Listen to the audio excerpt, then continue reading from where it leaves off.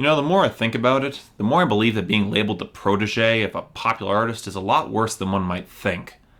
Sure, you get the immediate hype and buzz from association with your more popular and successful mentor, but like all popularity, it can be replaced by backlash the second you make the slightest little mistake. And this backlash tends to be harsher than if you struck out on your own, because there is the implication you had the backing of a great artist, and you still struck out. Sure, that might be unfair, particularly when the general public doesn't know how much influence or control said great artist had over your work, but there is a grain of truth to it. So even if you succeed and rise to your mentor's level, the comparison with said mentor will always be invited, particularly if there are stylistic similarities. At best, you'll be deemed a copycat, an act permanently confined to their greater shadow. But at worst, you'll be branded a ripoff, a soulless copy of something greater that came before.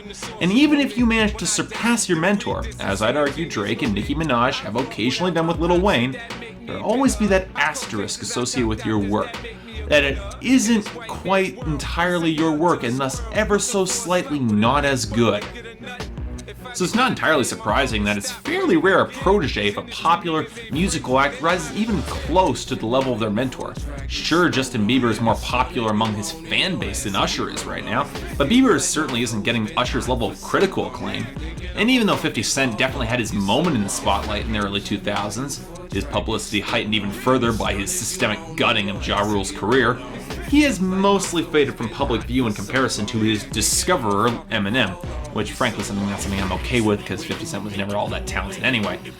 Now, I'll admit right out of the gate that Eminem remains to this day one of my favorite rappers, and I'm definitely looking forward to his new album later this year, assuming it comes out. That said, I can't help but notice he has a rather poor reputation in recreating his level of success with his collaborators and proteges, outside of 50 Cent obviously. As much hype as D12 had in the early to mid 2000s, the band never took off with the same notoriety as Eminem had. And while his influence has been a boost to Slaughterhouse's career, they certainly haven't had the mainstream crossover breakthrough to match their critical praise. Even Yelawolf, who was once praised as the next Eminem, hasn't had nearly the same level of success, but then again, that might have something more to do with his bizarre collaborations with Travis Barker and Ed Sheeran of all people. Now, I've got to be honest, I was more than a little skeptical when I heard Eminem was the rising executive producer behind Skylar Grey, a female singer who you might recognize as a co-writer behind Eminem and Rihanna's 2010 collaboration Love the Way You Lie, a song I really like but don't quite love. In fact, going back through the writing credits and vocal performances of Skylar Grey, I can't say I've been all that impressed. I'll acknowledge that her touch is recognizable on her featured tracks, Coming Home by Diddy, I Need a Doctor by Eminem and Dr. Dre, and Words I Never Said by Lupe Fiasco. But while I like all three of these songs, I don't quite love them. But I'm fairly certain I know why. Skylar Grey, at least on these tracks, has absolutely no vocal personality. Now, that's a steep charge to level, but go back and listen to all those songs.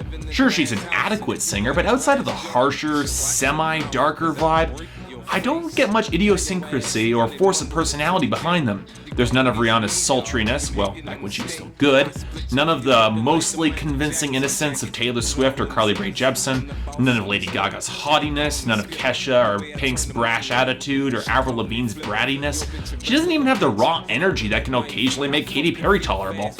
Basically, if I'm going to draw a comparison to R&B, Skylar Grey reminded me of Carrie Hilson. An adequate singer, but devoid of the flash of the visual presentation? Not much more.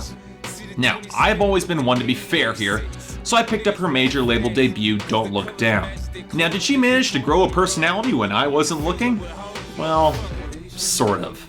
Unfortunately, it wasn't nearly enough to save her album, which unfortunately can be dumped in the same bucket I deposited True Romance by Charlie XCX earlier this year. Believe me, I'm as disappointed as anyone, particularly because there are enough elements and talent behind this album to potentially make it work. And the fact that it doesn't is a goddamn shame. Now, I do have some praise for this album, mostly in the instrumentation and production. I said earlier that Eminem was the executive producer of this album, and you can definitely spot the grittier, nastier touches that tend to crop up whenever he produces an album. The man is a seriously talented producer, able to extract a grimy, bleak element that permeates the album at its best and really creates a tangible atmosphere. However, he's not the only producer on the album, as he's joined by frequent collaborator Alex da Kid, who's something of a rising star in production. Now, unlike some, I actually kind of like Alex da Kid's production.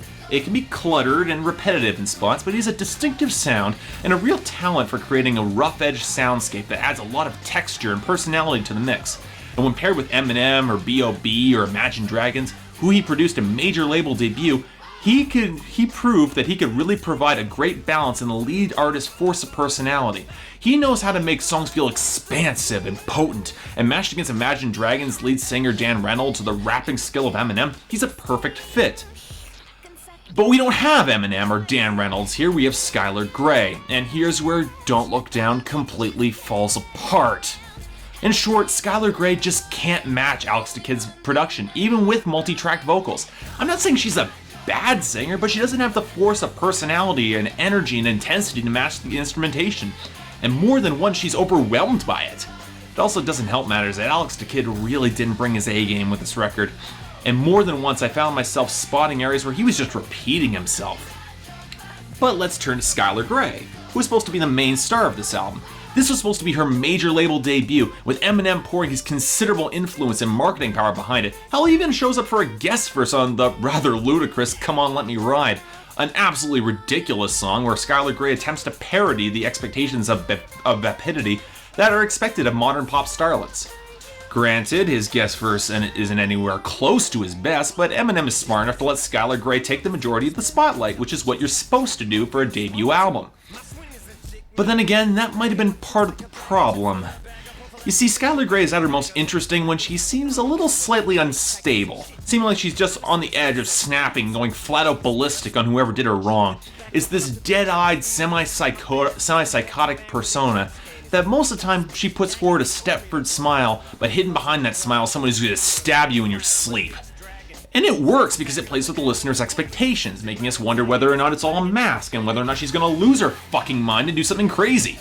And completely unsurprisingly, it's the same line Eminem walked on his earlier albums, and to a lot of great critical success. But here's the problem. Eminem had a sense of humor, and was arguably one of the greatest lyricists and most compelling personalities in music, at least in his heyday. He knew the material he was delving into was bleak and dark and more than a little uncomfortable for some listeners, so he balanced it out with lighter material and wit and the occasional comedic bit. Sure, more often than not it was pretty lowbrow humor, and too often he was reaching for the punchline, but it kept the balance of the whole affair. Skylar Grey, unfortunately, doesn't have this.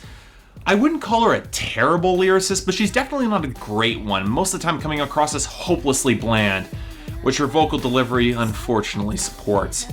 Where Eminem balanced his darkness with humor and wit, Skylar Grey tends to fall back into sullen resentment, and she's not witty or interesting enough to make that compelling. And if I was being brutally honest, I'd argue her more dangerous bits, the parts that I actually like, aren't even really properly realized. Sure, casual references to violence in her lyrics might be a little unsettling, but there's no poetry and very little follow-through in her songs. Come On Let Me Ride might be stupid, but it ends up being a high point on the album simply because it's a lighter moment and it stands out against the tedium of the rest of it. And really, at the end of the day, I'm left more than a little bewildered by Don't Look Down, particularly when it comes to lyrics and theme. While I get the sense that Skylar Grey is more of a singles artist than an album artist, very few of the songs carry any real weight or stand out against the crowd. With Alex da Kid's production occasionally repeating itself, the album quickly becomes crushingly bland. I wouldn't even call it obnoxious or even all that grating, but it's definitely incoherent and completely lacking in standout performances from Skylar Grey. One thing's for damn sure, I certainly understand why this album was shelved and only released now, because as a debut for a new artist to establish a presence, it's a complete failure. And in the end, while I feel sorry for Skylar Grey and disappointed I don't like her material more, I can't recommend this album. Don't Look Down is not terrible, but it's painfully mediocre, and really not worth your time. Skip this one. Could be a fair